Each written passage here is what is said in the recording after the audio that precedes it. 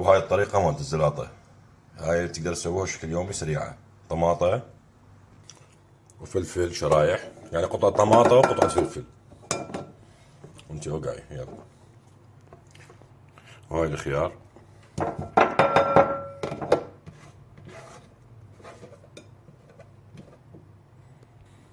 وهذا الخس نبرشه هيج.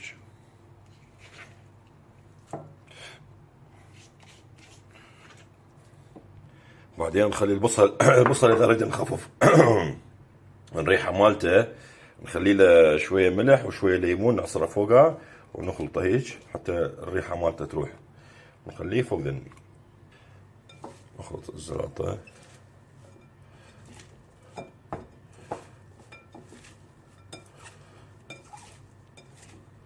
هسه يجي دور الصوص اللي راح نخليه فوقه. نعصر ليمون،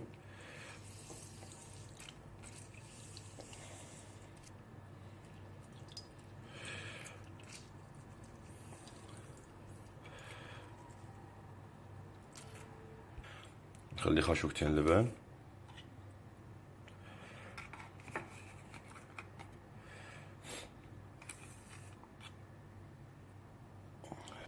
نخلي المايونيز هذا اللايت يصير ما بيدهن، وهذا خاشوقتين تقريبا.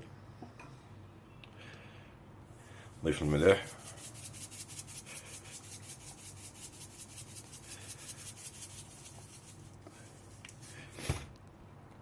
بهارات شوية،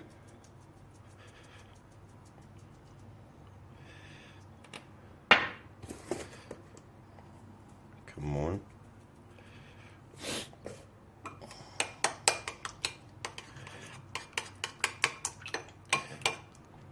هاي خلطناها كلها.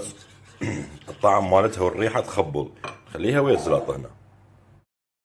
هسه هاي صارت عندنا الزلاطة هنا.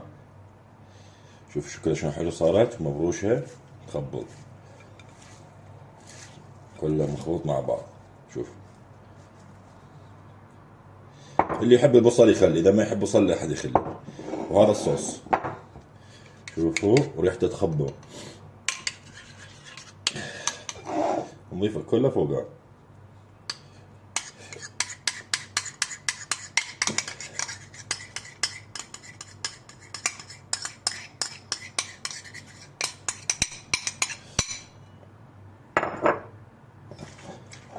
هذا اللي يقولون ما نعرف نسوي دايت وما نعرف نسوي اكل، هاي سهل. انت وحدك بالبيت تسويه. شو تكفي كم وجبة؟ وجبتين تكفيك وتشبعك وزيادة.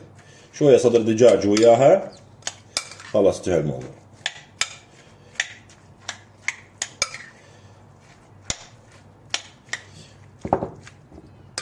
تقريبا تطلع تشبه السيزر.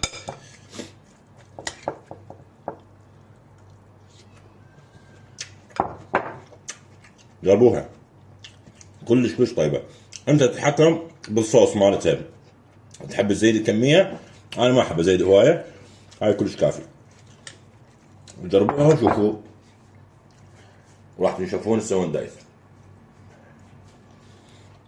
فطور الصباحي زلاطة، بيض ودجاج، بيبسي، والقلة مالت المي.